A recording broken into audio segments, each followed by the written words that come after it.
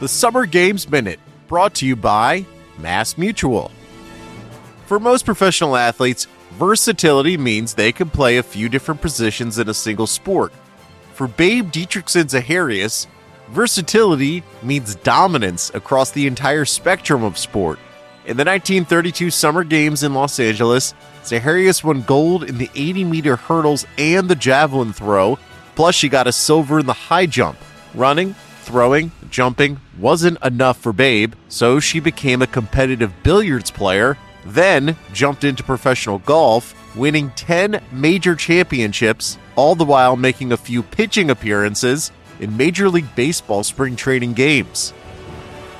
MassMutual understands the nuances in how women want and need to manage their finances. With quality product solutions and guidance, a MassMutual financial professional can help you plan for both short-term and long-term money goals. Learn more and get started at massmutual.com.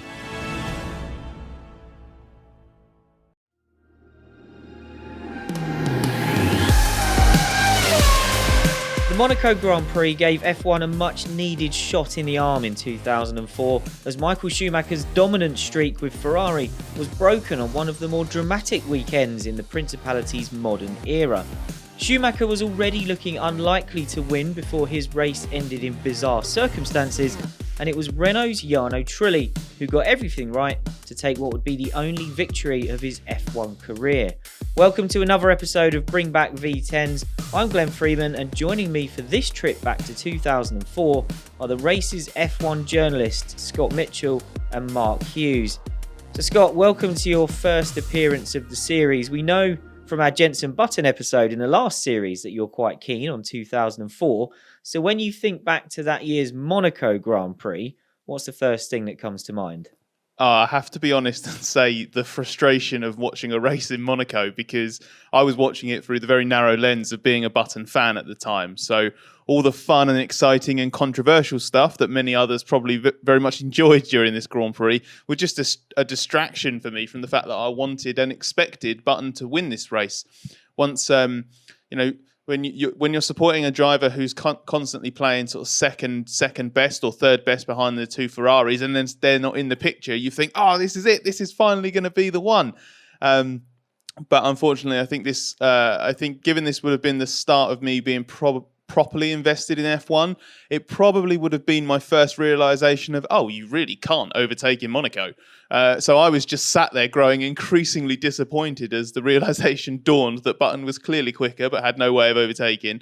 And obviously now I can look back objectively and say, brilliant race, the right result for F1, always a bit of fun. But if you want my honest first thought, it is that this race annoyed me.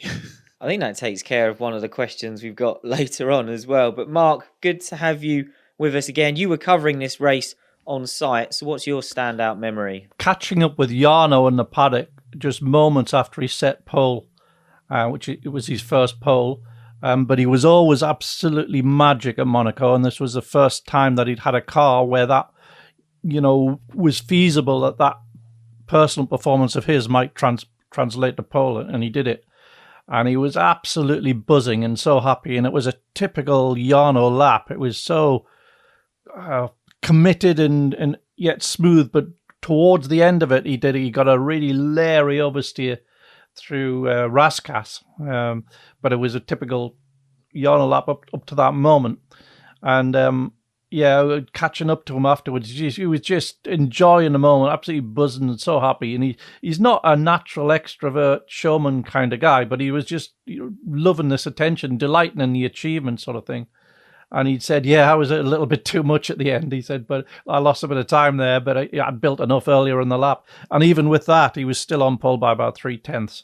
And I think one of the fascinating things about Trulli at Monaco was that he said, he encapsulated it once, he said, others feared failure because of the walls. And he said he didn't fear failure. And he thinks that was a key to why he was so good around there. And I thought it was a very interesting way of looking at it.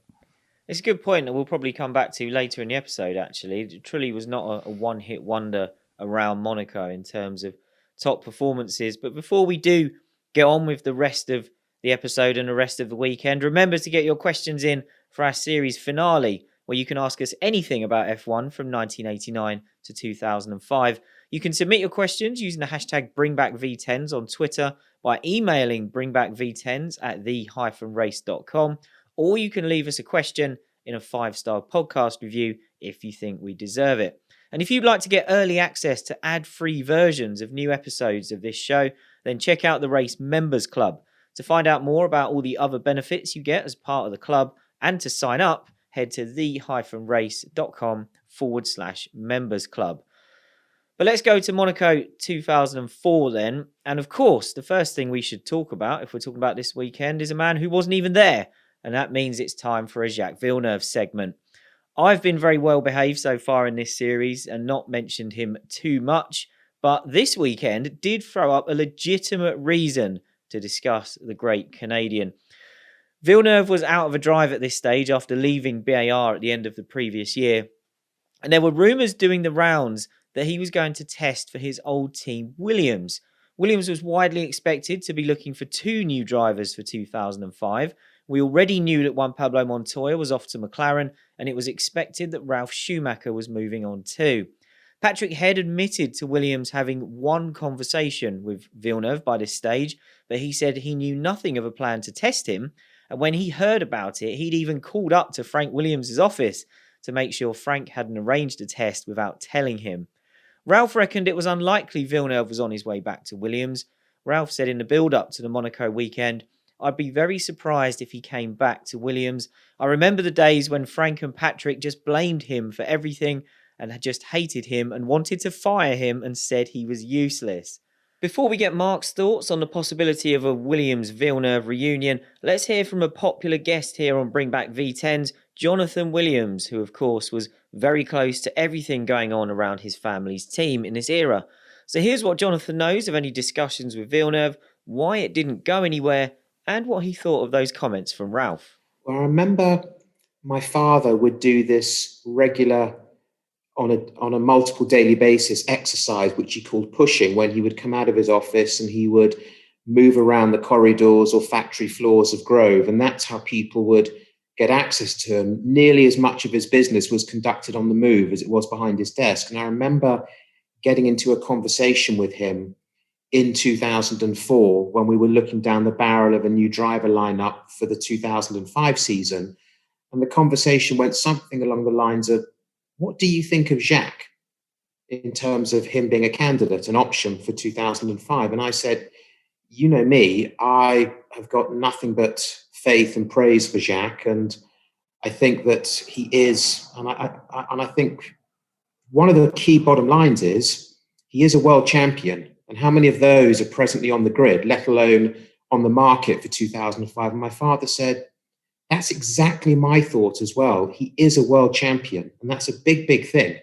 And we really should be looking at him as an option because we know him. He knows us. We've had success together. And I think it would be all of a sudden, it was like a lot of clarity was coming to this thought. So it certainly was pursued. So I do know for a fact that there was a meeting at Kidlington Airport, sort of very much one of the hubs for the Silicon Valley of UK-based Formula One team hierarchies. And at the time, Williams had enough of an aviation arm that we actually had a hangar there. So we had a private sort of facility, so to speak, and there was a nice sort of like mini office, like little conference room in the corner of this hangar. And I know that my father, Patrick Head, and Sam Michael attended a meeting with Jacques in that hangar at Kidlington Airport to talk about it. But as you say, I understand it only went as far as that one meeting. And I was getting feedback, despite the fact that my father and I had sort of talked about it. My father, I guess, used me as a sounding board, as was fairly common for his driver insights back then. I can't remember my father talking to me too much about it post-meeting, but I do remember getting some on-the-day feedback from Sam Michael. And I think Sam said, "I'm a bit 50-50. I think your father is enthusiastic," which of course was consistent with sort of my impressions of discussing it with him. But he said, "I think the bottom line here is Patrick came away from the meeting fairly disinterested. And I think that probably is going to stop it in its tracks." But to say that my father and Patrick blamed him for everything and wanted to fire him, for a guy that in his first 2 years with us won 11 Grand Prix, one World Championship, and more often than not gave Michael Schumacher a few uncomfortable moments to think about. I don't think that's sort of the kind of person you want to fire. It might be the kind of guy you want to give a pay rise to, if anything. So, I don't believe that my father and Patrick, if they were here today, would actually say that. If they were part of this discussion today, I don't think they would actually say that that they hated Jacques, blamed him for everything, and wanted to fire him if that was what Ralf said. Great stuff from Jonathan there as always, and we'll hopefully have him back for another full episode in our next series.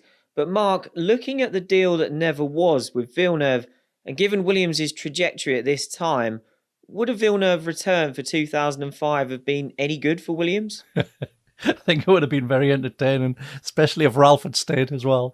But would it have worked? I think probably not, in all honesty. I do recall Sir Frank sort of just sounding out the idea just after a little chat that we'd had. And I think he was just sounding out various people about the idea.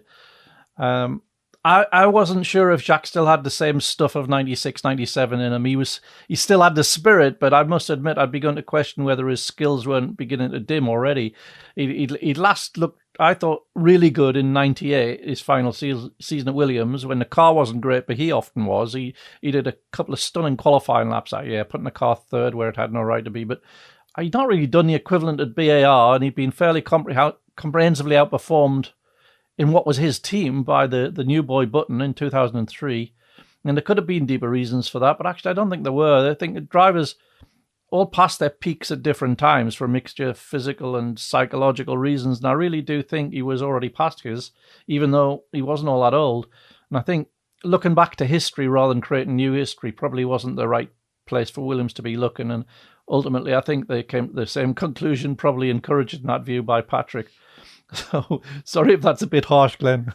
It's hard to look at the way Williams BMW went in 2005 and to think that putting Villeneuve into that team would have made that relationship end on any better terms than it did. So I don't think I was expecting anything too positive. Jacques had some good drives in 2000, I think, when the BAR Honda had its good days. But even I would admit that in 2001, the year where he got a couple of BAR podiums, I don't think he was quite the driver he'd been in the years before. But another outspoken driver, no longer on the grid by this point, had his say on Villeneuve, and that was Eddie Irvine.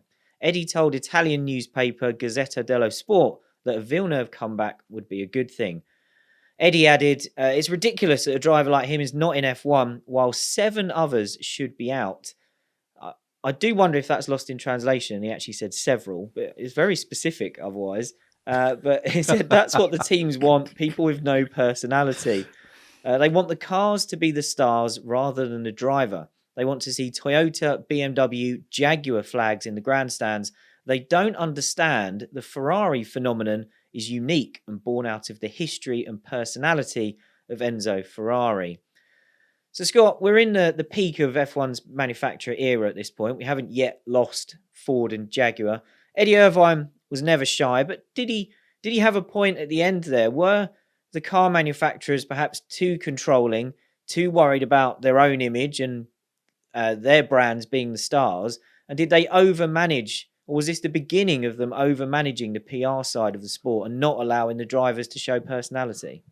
Well, it's no surprise that a no-nonsense free-speaking driver was there waving the flag for another no-nonsense free-speaking driver. But I do think he has a point, because I think it's indicative of a bigger problem that these kinds of manufacturers have, and that's that very few manufacturers actually understand motorsport, and the ones that stick around are the ones that are there for the right combination of reasons, and they're not the ones that think that you can recreate the Ferrari phenomenon in like 2 or 3 years.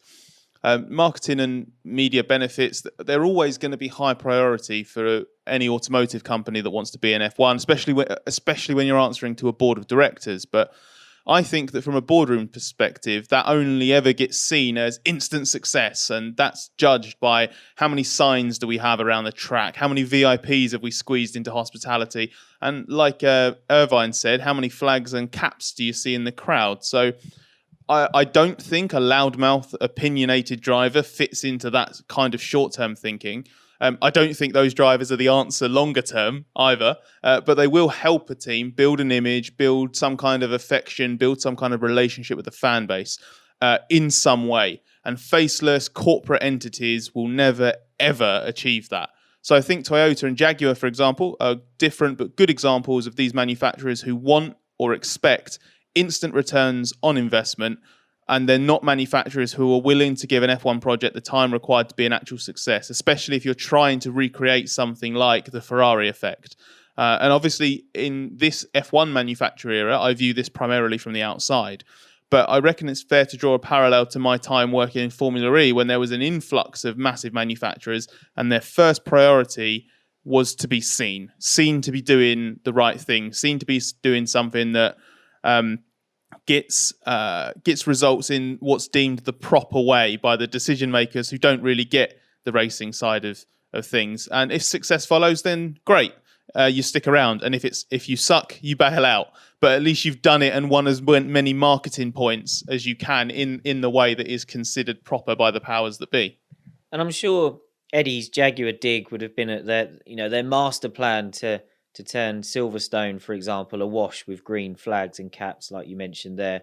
And I think Irvine was probably right. There was a lack of understanding that the reason F1's Italian races were full of red flags for Ferrari was because of history, not because you just turn up and try and do a branding exercise. But let's go back to Williams. And Patrick Head was pretty open about the team's interest in Mark Webber. Webber was in his second season with Jaguar, and it was known that the third year of his deal required the team to hit some performance targets, which appeared unlikely at this stage. However, Webber was also contracted to Flavio Briatore, so it was considered a possibility that he could end up going to Renault for 2005. Patrick said, "I don't know him that well, but he's quite clearly he's very capable and has a very cool head on his shoulders. He appears to have the makeup of a driver we'd be interested in." Patrick also offered his theory on why Williams was set to lose both of its drivers. He said, "We would have been happy had we stayed with the same two drivers. Frank is very strong about not discussing private matters in public, but obviously a driver's aspirations for their salaries and our willingness to meet those aspirations didn't work." So basically, as always with Williams, the drivers wanted more money than the team was willing to pay. Mark, this time we're looking at a partnership that Williams explored that did come off. At this point, Webber and Williams, did that seem like a match made in heaven? It did seem like it, yeah. Williams was seemed like a good fit. Mark was at a stage in his career, an early stage in his career, with bursting with promise, where he just needed the good car. He wasn't going to be making any big financial demands, and he was going to be so motivated. And that sort of energy is really, it seemed to be what Williams would very much have benefited from, rather than having two existing superstars that they wanted to be paid accordingly as well. Just the dynamics between team and driver it seemed on paper to make Webber a much better fit than what they had at the time. But there was a problem with personal dynamics between the management and any driver who went there, as it turned out. It was a tricky time in Williams's history, as it was beginning to be left behind in its structure and its ways of operating. And I think there was a lack of recognition of that. And the drivers, whoever they were, ended up taking the brunt, as Mark subsequently did. They do a little interesting sideline about the whether he was going to be able to accept a Williams contract, because he had a clause in the Jaguar, in his Jaguar contract, which potentially obliged him to stay there if he'd got a certain number of points by a certain date. And at the Canadian Grand Prix, I think it was going to be the Monday after the Canadian Grand Prix, when that deadline was, he was only a couple of points away going into that weekend of this number of points that would have obliged him to stay. And it was at the time of single lap qualifying, and he'd been 6th, 7th quickest in the practices, and it was looking quite feasible he might start on the third row, and it was going to be, more than feasible that he was going to trigger that clause by the look of it.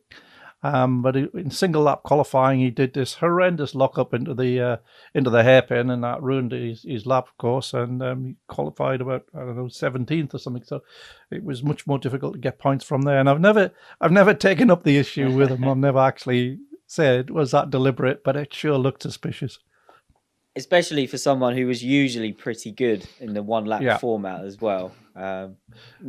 Interesting. We'll have to find a way to put that to mark sometime, but we'll keep the Williams theme going at this point because another bizarre story emerged around the team in Monaco, where Ralf Schumacher accused Patrick Head of criticising him as an unnamed team source in the German press. There was a senior Williams figure quoted in the story in Auto Bild in Germany, claiming that Ralf was still suffering with the after effects of the concussion he sustained in a testing crash at Monza in 2003, which forced him to miss that year's Italian Grand Prix. Ralf was asked about the story and immediately said in response, it was Patrick, and if he would have the kindness to show and to explain it, then it would be good, not just spread a rumour for no reason. To me, it's nonsense, nothing else.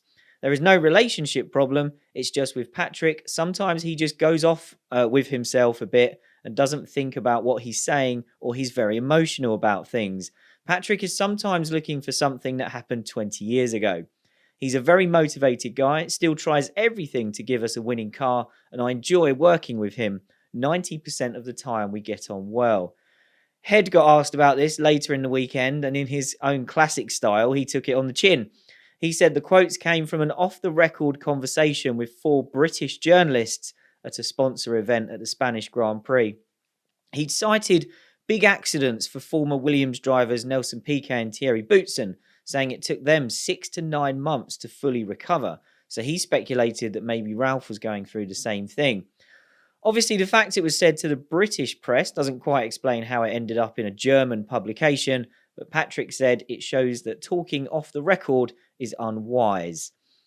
So Scott, looking at the Piquet example, Nelson has admitted he was never the same driver again after his big Imola crash in 1987. And these days, even compared to 2004, we and the world understand a lot more about concussions and the after effects. So could Patrick have been right that Ralf might have been affected more seriously than we realised at the time?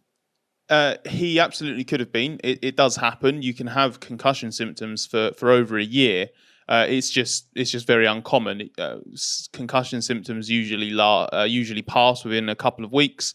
But in some cases they do linger for a bit longer. Most are sort of settled within a few months, but it is uncommon to go much beyond that. But it doesn't mean it doesn't happen. I guess the likeliest possibility really was an impact on confidence or motivation. Only Ralf could really give you the answer, honestly. But I doubt he'd ever do that because even now his ego seems like it's quite large, and as you've literally just pointed out in reading some of his quotes at the time, he certainly wasn't one to I would say embrace his own weaknesses. But it is absolutely the sort of thing that can just sort of fester, and especially as it is something that does have such an unconscious impact on a driver, there's a very good chance that even the person themselves who is suffering from these consequences wouldn't necessarily know about it. I would argue, as I sort of mentioned about confidence or motivation, I think if there was some kind of mental problem going on inside the head that was causing Ralf any issues, I think it was probably just down to character or personality more than anything. I don't think he ever really, through his career, showed the sort of mental resilience or consistency to be absolutely at the top of his game all the time. But I might just be doing him a bit of a disservice. And I think the main thing is that you definitely wouldn't want to dismiss the possibility of concussion as just a bonk on the head or something like that. But this far on, it would at least be very unlikely that was causing knock-on impacts, but it's possible. Yeah, I would say that the the Piquet example that Patrick cited, it turned out that wasn't concussion. It was something much more serious, and that it had caused a brain injury that led to him not being able to have the same depth perception in his eye. So he was never able to judge the braking as finely as before the accident. So that wasn't a concussion. And that was something much longer lasting, and which he still has. In the case of Ralf, it may have been, but Ralf, I'd actually defend him a bit more than Scott did. He was on his day very, very quick, really quick.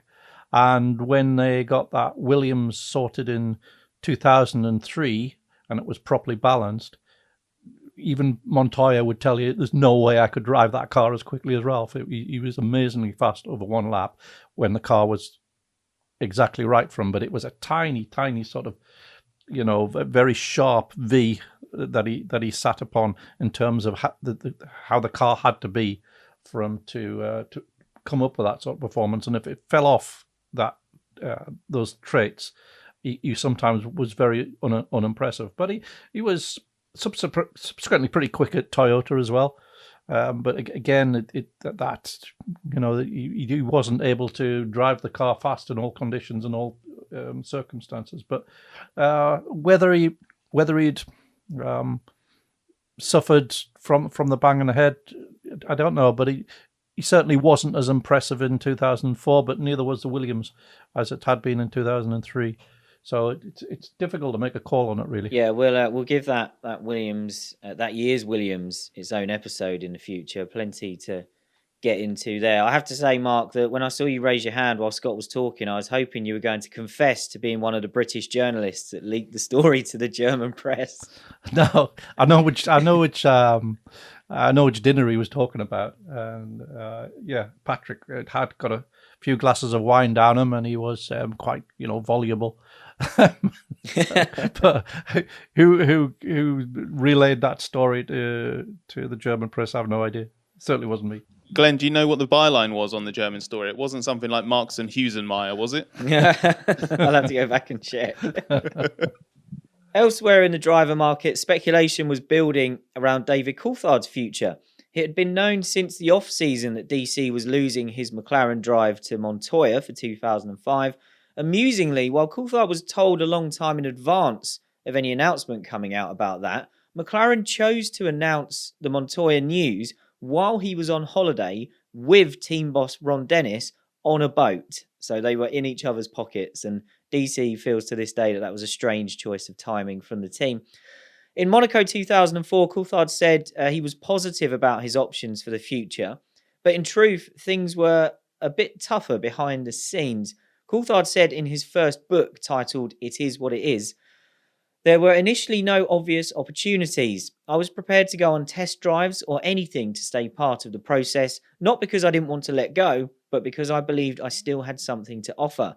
I spoke with Ferrari about a possible test drive, for example. Some teams were very respectful about me and declined with grace due to various circumstances. Toyota was not one of those teams. They were approached and were totally dismissive. There was pure arrogance from their management, who believed they had the best two drivers in the world, which I would suggest no one else in the paddock agreed with." So, Scott, Toyota had Cristiano D'Amata and Olivier Panis at this stage, although for 2005 they'd end up with Jarno Trulli and Ralf Schumacher. Should they have been a bit more willing to entertain the idea of a driver like David Coulthard? If we take Coulthard's version of events to be completely accurate, then 100% they should have been more willing than they were. But the problem with this question is that it pits me, with the benefit of hindsight, against Toyota, who'd have been working with recency bias, when I guess it would have been fairer to believe, DC past his peak. Is he washed up? Is he going to offer you anything? Is he just going to be a short-term solution? But I think my hindsight is winning this debate in my head mentally, because it ties with what I was saying earlier about manufacturers having short-term thinking and only viewing things through a narrow prism. So was the lineup that they eventually moved for with Trulli and Schumacher, I think definitely an upgrade on what they had before. Were they better bets for on-track results than having DC as part of that lineup? Yeah, maybe. Mark said earlier that Ralf was obviously capable of being extremely quick with the Toyota, but unless they truly believe DC was completely washed up, I don't think you could say with certainty that he was a worse option on that, and that's on track. Because as Red Bull would find out, Coulthard could offer a lot more, an awful lot more, than qualifying and race performances 17 or 18 times a year. And clearly his peaks were still very good. So again, in hindsight, I do think Toyota should have entertained one of those two that they would eventually pick and Coulthard. But referencing a previous point and the previous section we talked about, Ralf is also a slightly odd and divisive character and maybe not the sort to drive a major new project longer term. So I am surprised by DC's version of events that he was dismissed so emphatically and so quickly. You know, he was trying to do the professional and responsible thing by having his representatives reach out to every realistic option. And I don't think that was necessarily reciprocated on the other side, because if a driver of DC's reputation, success and experience is on the table and you're an underperforming major manufacturer project, you've got to look at him as an option, surely. Agreed. And we won't get into how Coulthard ended up signing for Red Bull, as that happened much later in the year. But it is worth saying that before Red Bull bought Jaguar, he had been talking to Jaguar as well. Elsewhere in the world of McLaren around this time, Adrian Newey revealed that the B-spec design of the team's awful 2004 car was almost ready to start testing. This was, of course, the year of the disastrous MP4-19, which, as you might remember from our MP4-18 episode back in Series 1, was just the unraced 2003 car with a new name, in the words of Adrian Newey. Newey had been outvoted at McLaren over his desire to fully redesign the MP4-18, with Martin Whitmarsh chairing a meeting in which Paddy Lowe and Pat Fry led the calls for the team to just work on making the original 18 reliable. Newey felt the car's problems could only be fixed by producing a new car that would allow for the chassis and side pod shape to be changed to tackle the aerodynamic instability that made the MP4-18 so difficult to drive.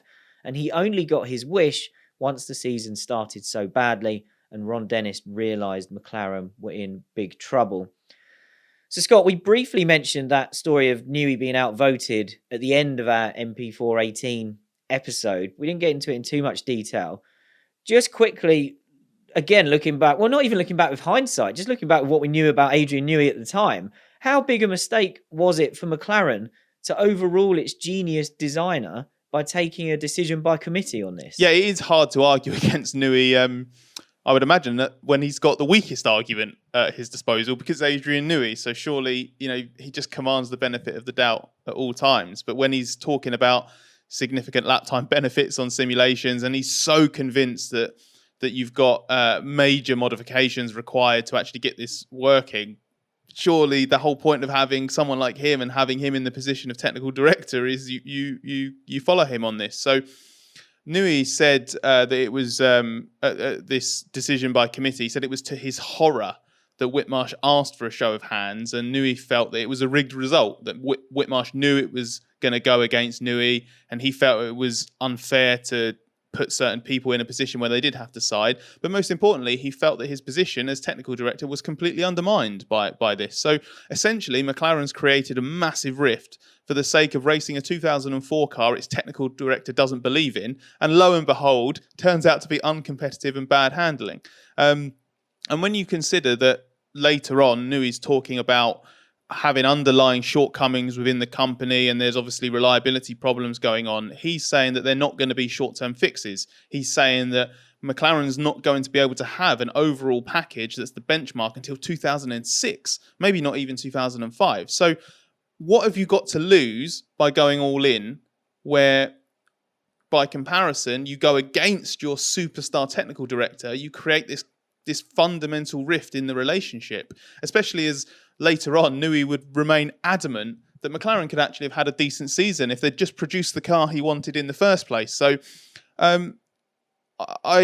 unless this was about punishing Newey, and he's referenced it being maybe, you know, revenge by Ron for Jaguar Gate, I think you're risking an awful lot for, I don't see what you would have perceived to be the benefits at the time. And ultimately, this, I think, was one of the key episodes that led Newey to consider a future elsewhere. and pushed him towards what became Red Bull. But speaking about the B-spec car in Monaco, Newey said, in terms of lap time benefit, the simulation says it should be significant. Virtually all the mechanical parts are the same, but from the bodywork perspective, it's heavily updated, and that involves some changes to the monocoque shape. Most of these things, when you have problems, tend to go back to the structure and management of the company. The problems have been recognised. There have been some large changes made, and I think they are very good changes, but these things that take time.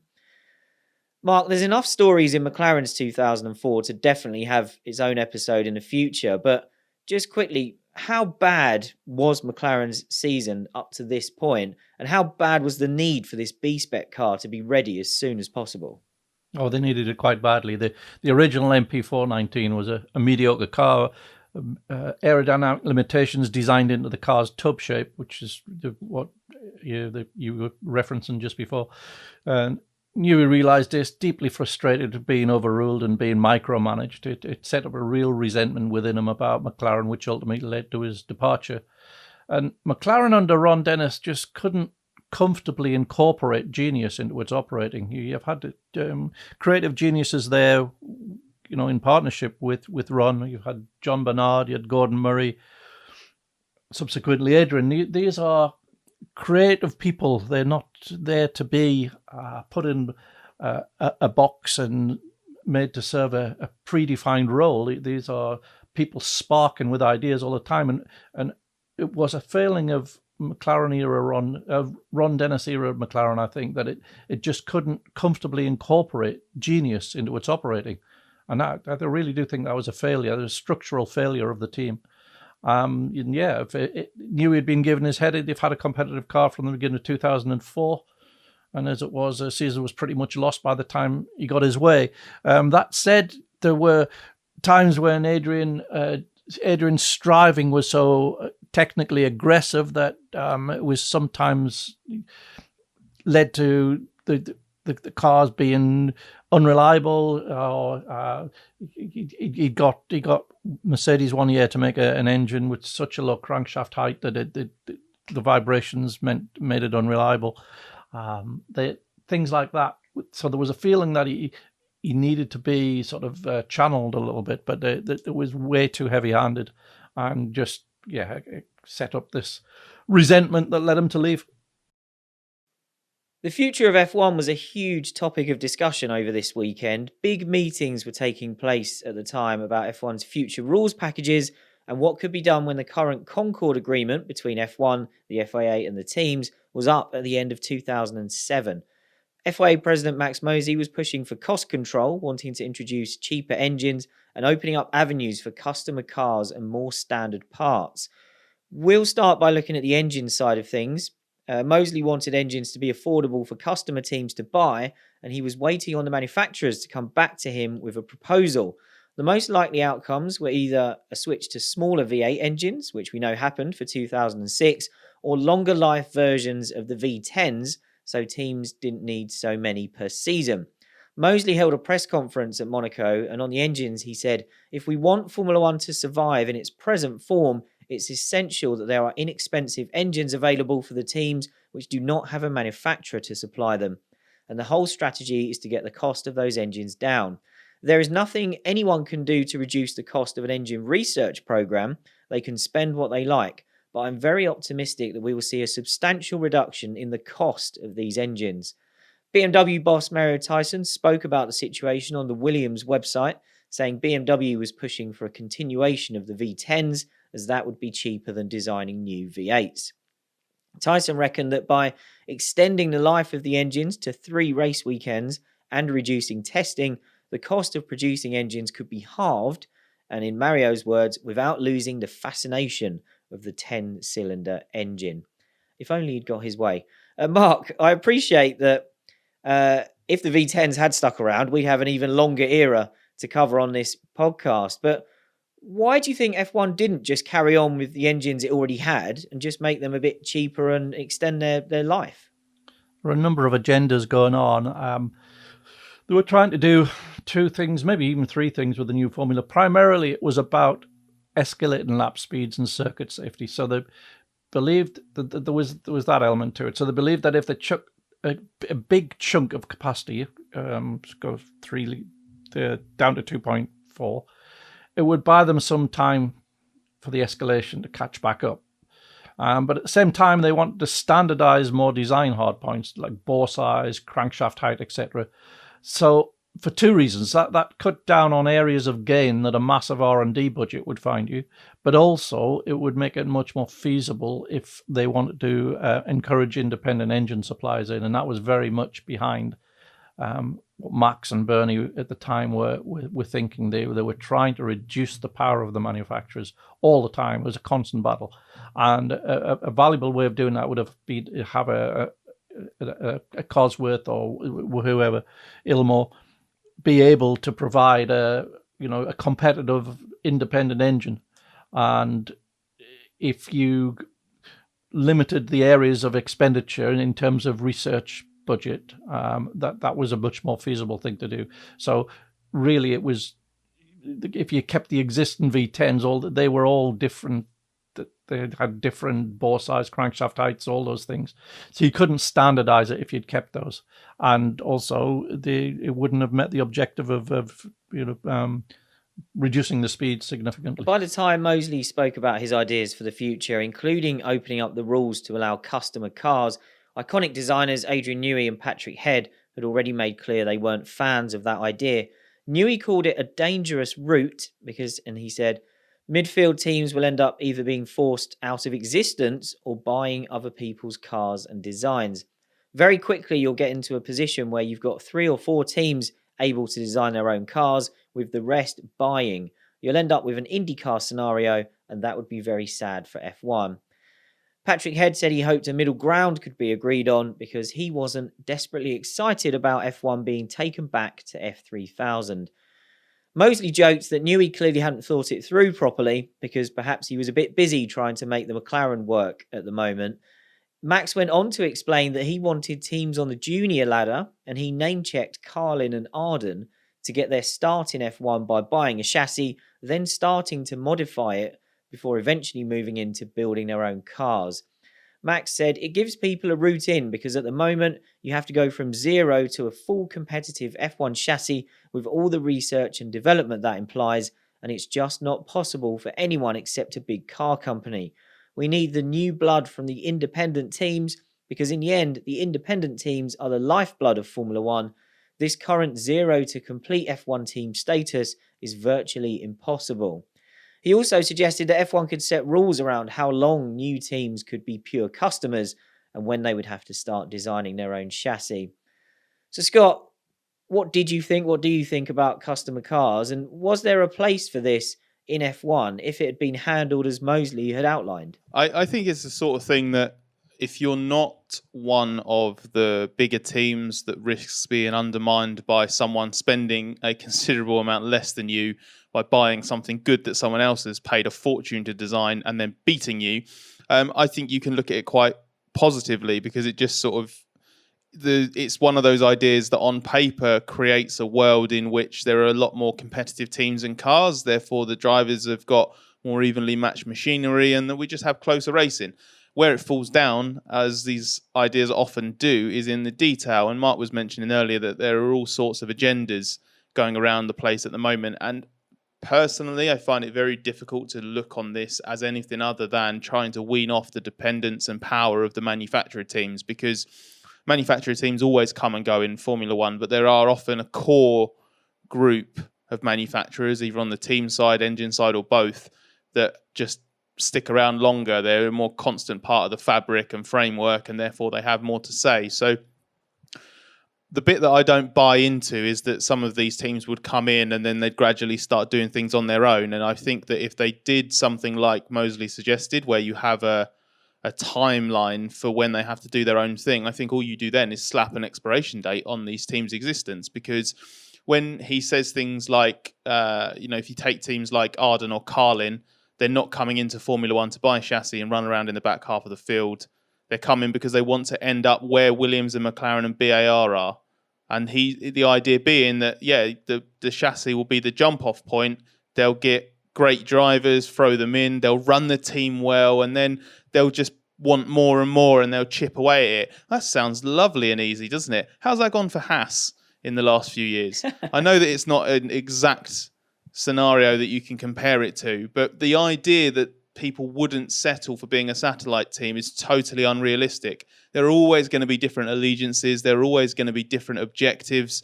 And if you've got an opportunity to get a team into Formula One where you can operate at a pretty low cost, you can earn some money by being, a second team to a big manufacturer. You can take some money for running their junior drivers. You can get some sponsors on board because you're a cheap team that's easy to get nice fancy VIP passes and stickers space on the side of the car for.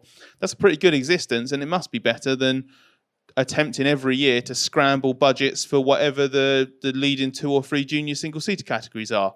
So I completely disagree. I think if a team like, and we'll use the examples he gave, Arden or Carlin, were offered the opportunity to be middling Formula One teams for 10 or 15 years and reap all the benefits you get from that, I think they'd take that. And I know that the competitive instinct would want them to be more, to become more, but motorsport isn't just a place where you just follow your dreams and you do everything you want to do. There are massive business implications at the heart of it. Surely those teams that are small in that position, they just make the team that's best for their future. At least the sensible ones do. Otherwise, as I said, you'd just end up in a situation where you're slapping expiration dates on these teams, because you'd have confident, ambitious teams come in, do what Mosley said, and then eventually I'm pretty sure that all they do is bite off more than they can chew. A slightly more immediate problem for F1 to tackle was its qualifying format. The single lap format that had been tweaked slightly for 2004, with the first session that took place on a Friday in 2003 being moved to just before the main session for 2004. Mosley admitted the new format was not interesting, and he said if we had unanimity, we could change it tomorrow, but he wasn't expecting that to happen. He said he would prefer to go back to the full 1 hour format we had until the end of 2002, but he added, the one thing that we say is that it must be simple. It must be something that can be readily explained. Otherwise, it is just a waste of time. People lose interest. It's too complicated. So we're waiting to see if the teams come up with something unanimous. Mark, what did you make of the change for 2004 and putting both those sessions effectively together on the Saturday? Because you were, well, I'm being presumptuous, you were unfortunate enough to have to cover it. It didn't really make much difference. It was a pre-qualifying session, which determined the running order for the proper session. Your place in that running order had an occasionally disproportionate swing. That happened on this particular weekend at Monaco, actually, because just of the way the track grip ramped up. So because he'd won the previous race, Schumacher was first in the running order of pre-qualifying, so meaning that everybody got a faster track than him. Normally, he and the Ferrari were so much faster that didn't really matter. But around Monaco, which didn't favour the Bridgestones on the Ferrari, he couldn't afford to give that time away, and that tweak of time and putting the session on a Saturday rather than a Friday didn't really come into it. There were much more significant factors around how that system worked than what day it was on.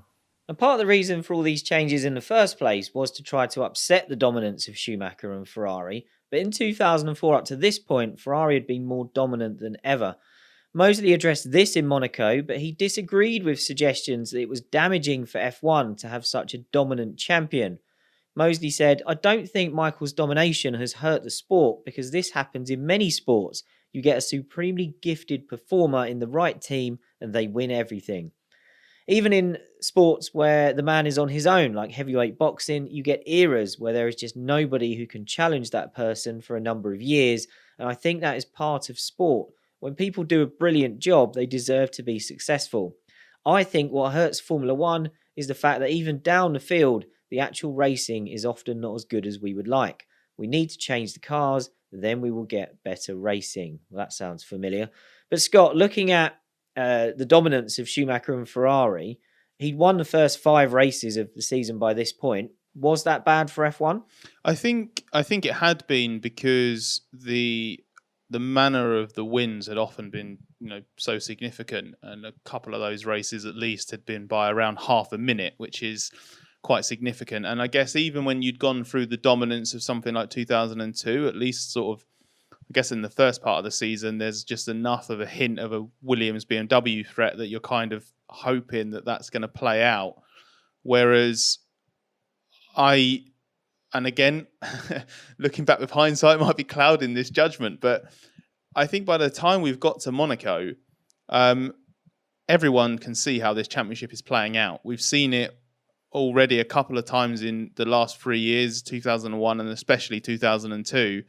The Schumacher just gradually gets further and further ahead. The car looks like it's not got a match, and crucially as well, there isn't an established second force. The BAR and Button are obviously emerging as a very good combination, but the McLaren have gone missing, and Williams are a bit random, and Renault's sort of there, but then sometimes it isn't. So it's just kind of like, well, where's the threat going to come from? So I think it was this combination of, here we go again, yet another Ferrari dominance, and also just no hint of when it's going to end. And the point that Mosley makes about racing further down the field, I understand that, but I actually think the more relevant thing is something that we had in 2020, for example, which is if you lose the title narrative, if you don't have that hope of that dominant force being toppled in the championship, you have to rely on individual race-by-race narratives.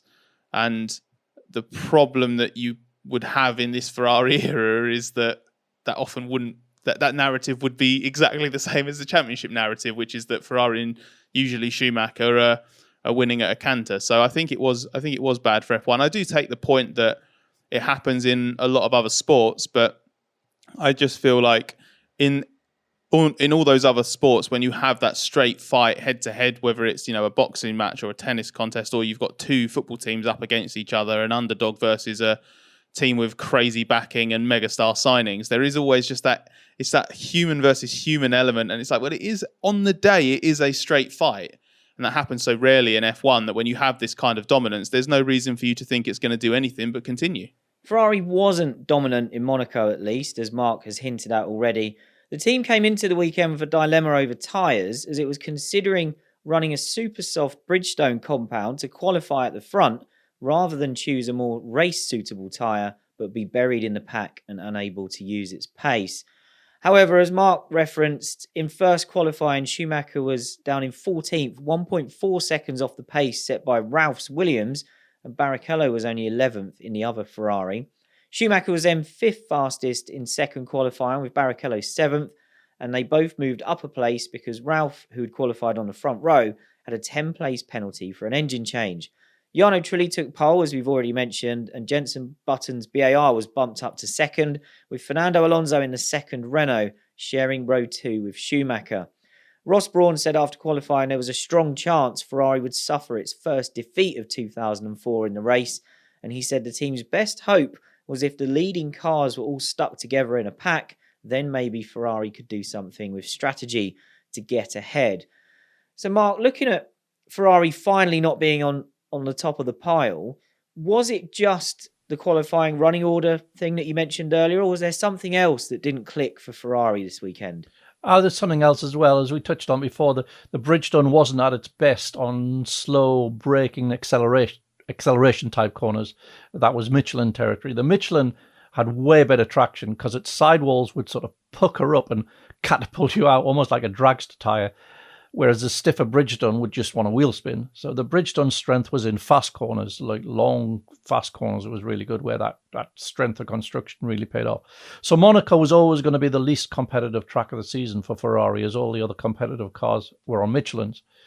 But to combat that, Ferrari had a plan, and it's the soft compound that you talked about. The Bridgestone had done them this really soft compound. It would be hopeless after a few laps, but it would be fast in qualifying, and that's all you really need at Monaco, so long as Barrichello could get between Schumacher and the pack and hold the pack, so he didn't need to overstress his tyres, which meant that locking out the front row realistically, because even if Michael got pole, but there was a Renault alongside him, that Renault could possibly still accelerate the Ferrari because of its Michelins, and that would be game over for Ferrari's race.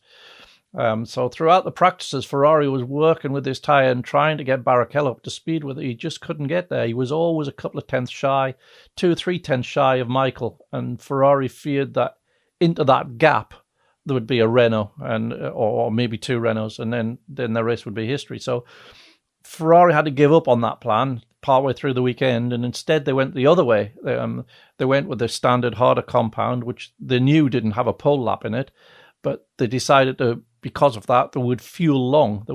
This was in the days of where you had to put your first stint race fuel in for qualifying. So if you wanted to run light, you were going to have to compromise your race strategy, and if you want to run long, you're going to have to compromise your qualifying. So they did that, and they hoped to qualify near enough the front, and then be able to overcut past everyone as they all came in. That was the plan. But the other factor was the pre-qualifying single lap qualifying system. That did hurt you at Monaco if you'd won the last race, which Schumacher had, because the track ramp up at Monaco, it being a street circuit, is massive. So Schumacher was first out in qualifying, way less grip than everyone else, track about a second slower than it would become. Put him 14th pre-qualifying, meant he fell a rubbish slot in qualifying itself with 13 cars getting a more rubbered in track.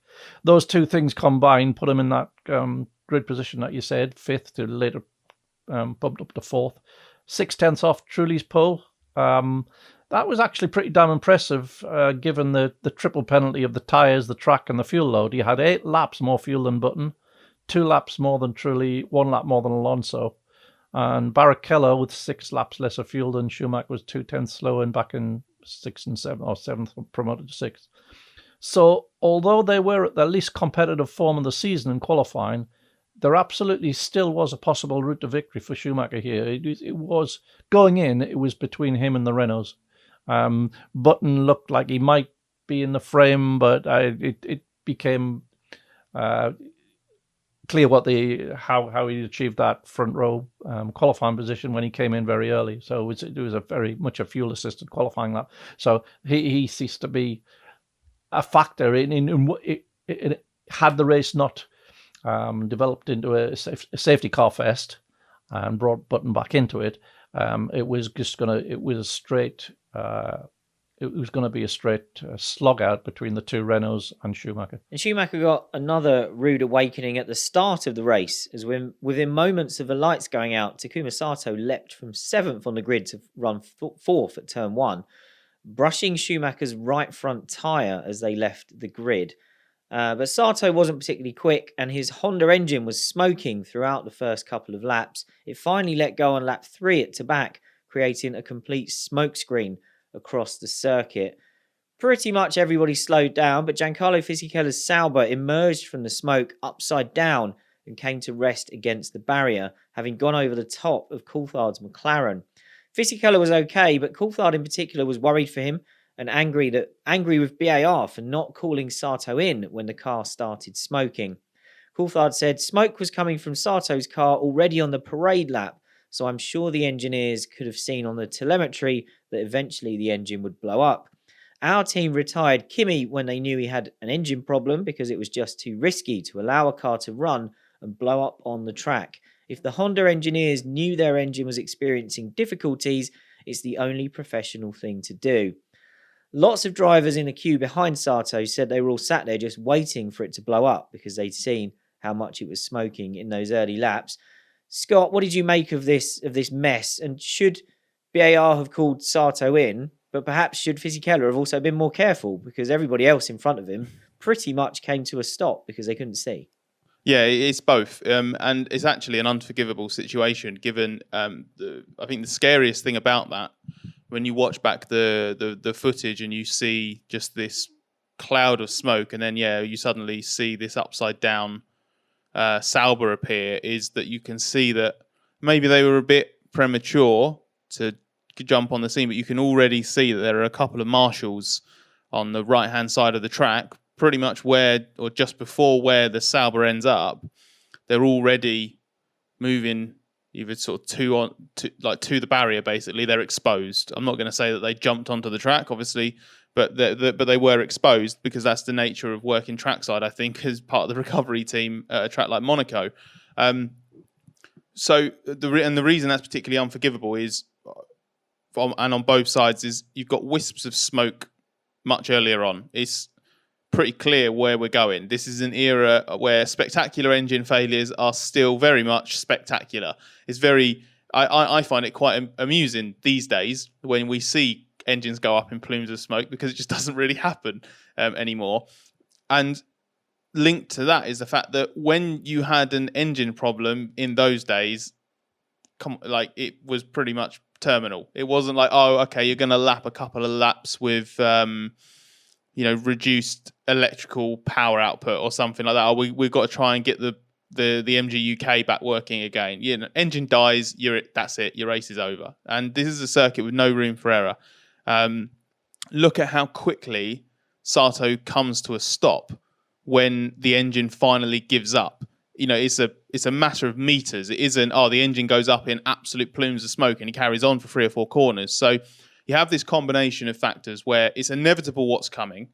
You have a failure so spectacular that it's going to cause a massive problem for the cars behind, and you're on a circuit with no room for error, with people very close to the proximity of the circuit. So the consequences of this exact thing happening can be quite dramatic. I actually think it's a sort of accident that F1's really lucky didn't have grimmer consequences for. So I think the first order of responsibility absolutely lies with the team, but I understand why the competitive kind of instinct and the hope that it's not going to be as bad as it looks. I understand why that kicks in. I can't see a scenario whereby it doesn't show on the data that this is, or something, or either on the data or just through sheer experience, what you're seeing on TV isn't a warning of a massive explosion coming. So, I don't think Sato should have been in a position where he can create that kind of problem. But equally, Fisichella needs to be going through there much more carefully. The last thing you do when you're blind on any circuit is plough in. And I'm not saying that Fisichella went into the corner at full speed, but as you pointed out, Glenn, it's pretty clear that others came to a much bigger stop and were able to avoid this. Fisichella didn't, so he does have to take some responsibility for it. But as I said at the beginning, it's one of those that's regrettable, but mostly is unforgivable, because it could have just been so easily avoided. At the front of the field, Alonso had jumped button at the start, and the Renaults were nicely in control of the race, with Trulli still in the lead. The next big accident on a crazy afternoon in Monaco came on lap 42, when Alonso crashed in the tunnel while lapping Ralf Schumacher. Alonso was furious about this, and you can even see him gesticulating at Ralf while he's still having the accident, which I kind of admire. Alonso said Ralf pulled to the inside of the tunnel to let him through, then accelerated again, forcing Fernando wide into the barrier. He called for Ralf's licence to be taken away for 3 to 4 races. Ralf wasn't impressed, saying, "It's not my fault, I just wanted to let him by in the tunnel. Anyone who looks at the video will see that I went to the inside and I stayed there. There was 1.5 cars between us, in terms of width, not actual cars, so I don't see how I pushed him anywhere. He was just too late when he decided to pass me.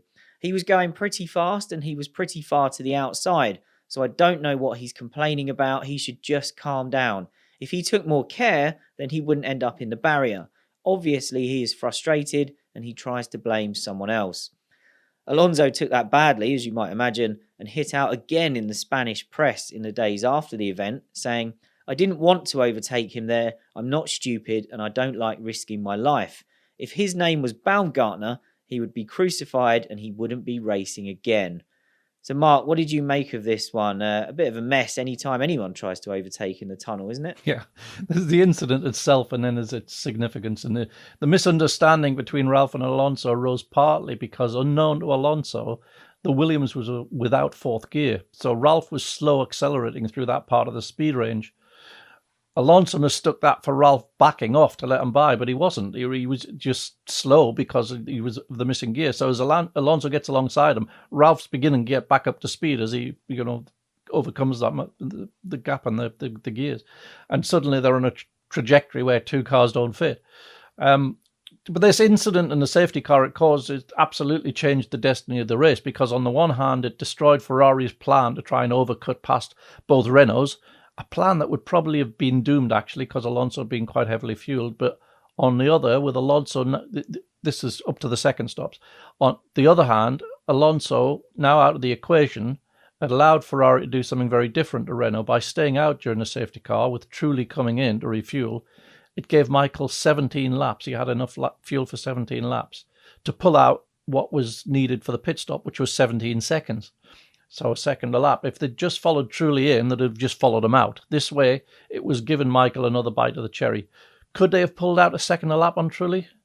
Well, the difference in fuel load itself in between, Michael on low fuel and Trulli on refuel would have been about 6/10 in Michael's favour. So there's a free 6/10. But on old tyres, could he have found the extra 4/10 a lap for all those laps? Who knows? It's Michael Schumacher versus Jarno Trulli, so maybe. But he was very much up for giving it a try when the safety car came in. There was more drama in the tunnel just a few laps later when Schumacher's Ferrari and Montoya's Williams collided behind the safety car. Ferrari left Schumacher out when the safety car was called, as Mark has explained, and it was a strategic gamble to see if he could make use of that extra fuel and pull away in clear air. But Montoya was behind him in the queue a lap down, and they collided when Schumacher braked hard in the tunnel, trying to warm his tyres and brakes up. Montoya tried to dive to the right to avoid him, but they ended up making contact, which put Schumacher out of the race. Montoya said if he was braking that hard, he should have done it in a different place, not in the middle of the tunnel. He just stood on the brakes and you could see the left front locked for quite a while. As soon as I saw the smoke from the tyre, I straight away tried to avoid him, but there was nowhere to go. I'm not going to blame him, and I'm pretty happy I didn't do anything on purpose. I would put it down to a racing incident. Ferrari took issue with Montoya's use of the phrase racing incident there, given this happened behind the safety car. The clash was investigated, but no action was taken, which Schumacher accepted. But Schumacher said afterwards, when he was asked about this, the race leader was knocked out of the race after being hit by a backmarker. I'm sure there was no deliberate intention on his part, but it was a bit stupid of him. He added that Montoya shouldn't have been surprised by Michael hitting the brakes, as he'd done the same earlier in the lap. And that's a story that Trulli still recalls to this day. He said recently on the F1 Beyond the Grid podcast that he saw the cars almost collide at Mirabeau when Schumacher hit the brakes, and he'd already decided to hang back to leave some more space to them. And Trulli said, I was smiling in my helmet because I thought I called that and then it happened. Scott, where do you want to start with this bizarre collision in the tunnel behind the safety car?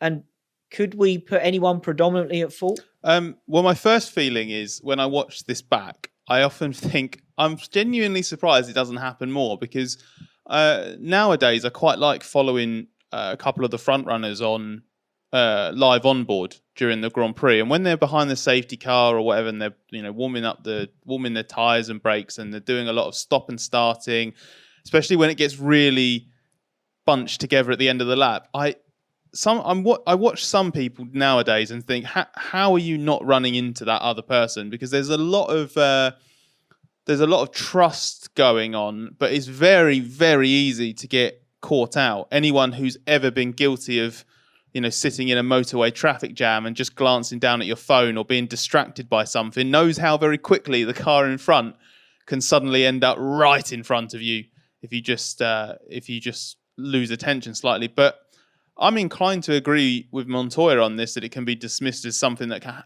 happens, and Ferrari can go jump in the harbour for all I care by contesting that this wasn't a racing incident, as that's just so pedantic. It happened in the race, and it's one of those things. It's perfectly fine to file this under racing incident.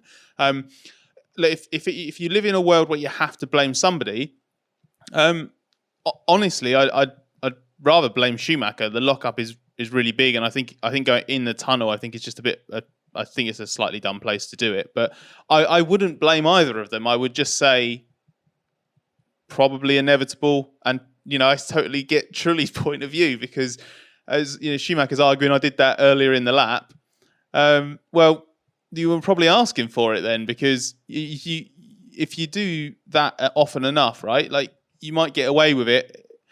It's just a risk. It's a risk you take. Every driver that does it knows that they are risking catching out the driver behind. And it happened here, where there is very, very little room to actually to get away with it, basically. And yeah, maybe he got away with it once and didn't get away with it the second time. It's one of those accidents that's extraordinary, but I'm genuinely quite surprised it's so extraordinary, because sometimes when I see it, I often think, how does this not happen more? That incident put Trulli back in the lead of the race with more than 30 laps to go, and the race was tense all the way to the end with Button hunting the Renault down, but despite him putting pressure on Trulli, there was no way through, and it was the Italian who took his maiden win by just 0.4 of a second at the flag. Speaking about the only win of his career on the Beyond the Grid podcast, Trulli said that once he got into the final stint and was leading with no more stops to make, he thought, the toughest part is done. Now it's concentrate, focus, and don't make any mistakes. And talking about the pressure from Button, he said, you can't ignore him, but I was managing him. I knew I had a good car. The only thing I had to do was not make any mistakes. Even if he was slightly quicker than me, I only had to keep it cool and nothing else. Now, Mark, you've already talked about how good Trulli's qualifying performance was.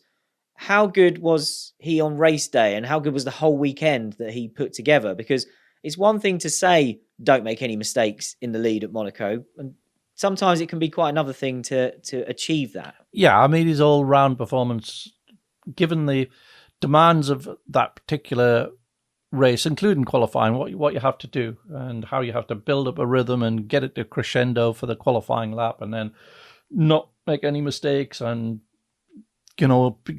recognize the pressure moments when they come. For him, one of the key ones of those was at the build up to the first stops. He had Alonso right behind him, and he knew Alonso was fueled for an extra lap, so potentially Alonso was in place to overcut ahead of him at the first stops. So he was able to pull out the time over Alonso, over a driver as good as Alonso. As they're approaching the first stops, he was able to pull out a gap over Alonso. Alonso couldn't go with him, and that created just enough for him to come out still in front.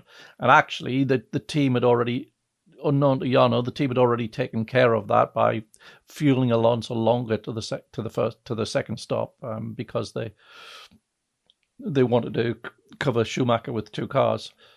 So as it turned out, Jarno was worrying about nothing, but he didn't know that at the time, and he actually delivered that big pressure 2 or 3 laps to buy himself that gap. And then, yes, absolutely. After that, he just stayed calm. He absorbed the pressure. He did he called the Michael Montoya thing behind it in the safety car.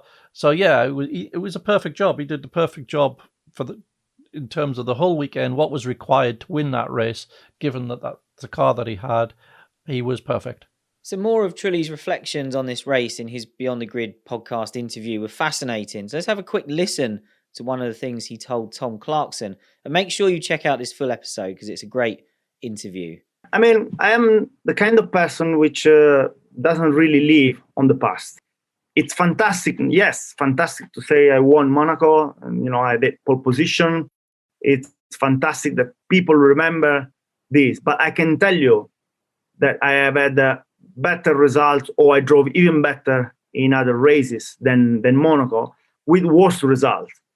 So Monaco stands out because of the excellence of the race, the important achievement. But I don't live on that. I live on the fact that I tell you, I was capable to drive the car even better in some other occasion. Jarno said that after the race, Flavio Briatore told him it was a lucky win, and we'll save the story of how he ended up leaving Renault before the end of this season for another time. Mark, with what Jarno said there, are you surprised that Monaco perhaps doesn't stand out for Trulli in the same way it does, I think, for everybody else who looks back on his career from the outside? And can you think of any of those drives that were better than this from the rest of his career? Yeah, I know what he means. It's his career highlight, obviously in terms of achievement. But yes, I can understand he doesn't consider it to be his best drive. Not because he did anything wrong that weekend, but sometimes circumstances give you more headroom to do something extraordinary. And I would pick the 2009 Japanese Grand Prix, where he finished second in the Toyota, lapping absolutely on the limit the whole time, challenging Vettel's Red Bull, beating Hamilton's McLaren in a Toyota that wasn't as good as either of those cars. And he felt that if he could have won Toyota this race, they might have reversed their decision to pull out of F1, and he was driving with that thought in his head. And he drove out of his skin that day, and it was without doubt the best driver of his career. Monaco didn't demand quite the same from him. He had the fastest car in qualifying. He maximised it. He kept track position in the race, always in control. So a different set of demands. Not that there was anything lacking in that performance. It was perfect, as I said. But in Suzuka 2009, circumstances created the space for him to do something extraordinary, and he did. As for Button, second place was a good result and his fourth podium of the season from 6 races. He was angry with Toyota's Cristiano De Mata, though, who he said held him up for 3.5 laps. Button said afterwards, "I've never seen anything like it. They took a lap to get the blue flags out, but he had blue flags for 2.5 laps. I'll be having a word afterwards because it's just not on. It was pathetic." BAR estimated that Button lost over 6 seconds behind De Mata, who got a drive-through penalty for holding him up. But Toyota were annoyed about that, as they said De Mata moved over as soon as he was finally shown a blue flag. Toyota's Mike Gascoigne called it appalling from the officials and said there seems to be one rule for those at the front and one rule for the rest of us. Now, Scott, you've already outlined your own position on this and your own frustration at Jensen and BAR not being the ones that picked up the pieces for Ferrari when Ferrari slipped up. Do you think the team should have shared that frustration, or given where they'd come from, was another second place a good result internally? No, I think both Button and BAR would have been frustrated because I mentioned earlier that they were the number 2 combo in 2004.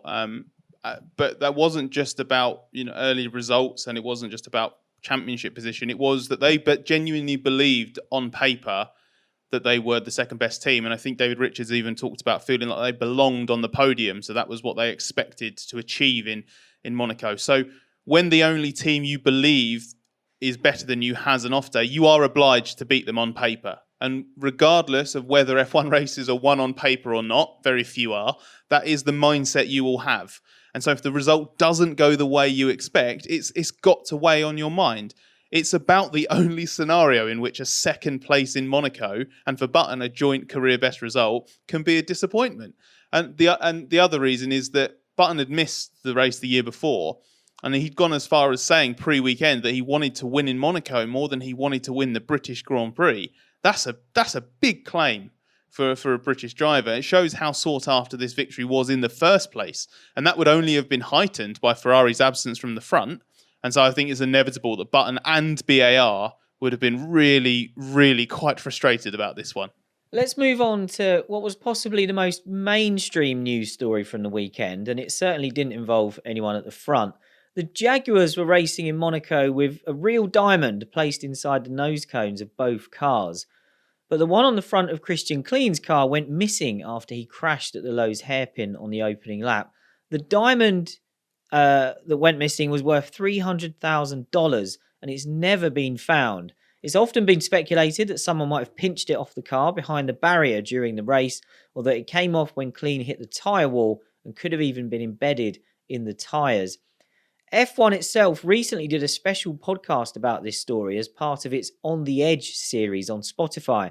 And in that, photographer James Moy revealed that he has shots of Klein approaching the barrier at Lowe's. Klein had hit one of the Jordans at Mirabeau, the previous corner, and Moy says he has unpublished photos that show the diamond was already missing from the damaged car before it got to the next corner and crashed out. The diamond was insured, but it wasn't covered in the event of being lost in an accident. But apparently the company that produced it weren't too upset in the end because of the level of coverage the story got after the event. And even the Ford executives in America were happy to see that reports in the US talked more about the missing diamond than who won the race.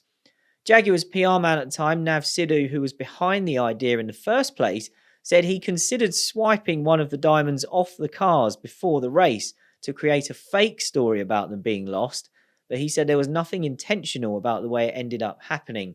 He also told that On the Edge podcast, "You can't buy that level of publicity aligned to the world's most prestigious and glamorous sporting event. I believe with all the coverage, even to this day, we're now into tens of millions of pounds worth of coverage." Now, Mark, the F1 media pack at the time was, it appears, was very sceptical that this story was even real. And I can't imagine it took up much of your time post-race. Did you think it was maybe just a PR stunt to claim that a diamond had been lost? I never for one moment believed it was a real diamond. So whether it was lost, whether it was lost or it wasn't lost was of absolutely zero interest to me. It was a piece of, crushed glass, probably. It was just a marketing gimmick. I have no knowledge of that. It's just my hunch, which was just that it was a fake diamond in the first place. That would explain why the diamond company wasn't too bothered. I will add that their defence on the accusations of it being fake was that it was too big a risk to a genuine company that produces diamonds for it ever to come out that it was fake. But I think Mark has summed up there. Yes, this might have got a lot of outside F1 external mainstream media coverage, but I don't think too many people were that bothered or impressed inside the paddock. But let's get back to talking about things that really matter. We're going to finish this episode picking up on a little comment from David Coulthard that was made after the weekend. He said, "This was a great day for F1 because you saw so much happening. There was controversy, which is always good, some silliness and some accidents, but thankfully all the drivers are okay and we've got a new winner." So I'm going to ask you both about this, and we'll come to Mark first. As you were covering this season in full, you were at every race. 2004 doesn't go down as a classic season, but was DC right that this crazy weekend that produced a different winner and all these storylines and incidents, did that come at a good time for F1? Oh, absolutely. Yeah. DC practicing for his role as a pundit there while he was still racing. But I can't disagree with him on that. It was just a great weekend. And there was stories coming from all over the place. It was a nice weekend and something a bit different. And it had a lovely and deserved joy for Jarno, who, was a devastatingly quick driver, but it was perfectly conceivable that he was going to go through his whole career without ever winning a race, and that would have been a shame. And so they sort of got that monkey off his back, and he never won another one, but that makes it all the more nice, really, that he did win this one. What about you, Scott? Can you look past your personal frustration that Jenson Button didn't win the race and see that overall this was a good weekend for F1? Yeah, as I said on the top of this podcast, I can now look back at it objectively and say this was the best result for F1. It came at a good time for F1. So I agree with DC, agree with Mark. There's even a bit in the BBC's coverage of this race earlier in the first lap where Jonathan Legard goes to do a quick rundown of the order, and there's a brief pause. He says, out in front, it's Trulli from Alonso. And I like to think it's just Jonathan's brain automatically goes for Schumacher because it's 2004, so why wouldn't it? And the brief pause is him just before he says it, is him consciously thinking that's not right and batting it away so that he can say Trulli. It's so it's great for F1, especially DC's point that it was a new winner, because, and I mentioned this earlier, at this point it doesn't matter championship wise. We're only a few races into the season, but it's already done. We're on our way to another 2002. I'm sure everyone suspects that. So it doesn't matter in terms of the title narrative whether when Schumacher doesn't win, it's Barrichello or Button or Montoya or Raikkonen or whoever. So all that matters is the race-by-race narrative where the focus is on specific events. When there's no doubt where the championship itself is heading, in that case, all you can ask for is a good Grand Prix and hopefully a different winner. And that's exactly what Monaco 2004 provided. So it's undoubtedly a shot in the arm for F1. I'm sure that won't be our last episode about 2004, as even though we didn't get the classic title fight, as Scott mentioned there were plenty of interesting storylines bubbling away through the year. But we'll leave it there for now. Remember to get your questions in for our series finale episodes using the hashtag BringBackV10s on Twitter or email bringbackv10s@the-race.com. And if you're enjoying the show, please feel free to leave us a 5-star podcast review, and you can submit a question there as well. Check out the Race Members Club if you're interested in getting early access to ad-free versions of new episodes. To find out more, head to the-race.com/members club. Next time, we're heading back 10 years to revisit Nigel Mansell's memorable 4-race cameo for Williams in 1994 and how he missed out on a drive with the team for the following season despite winning the final race of the year.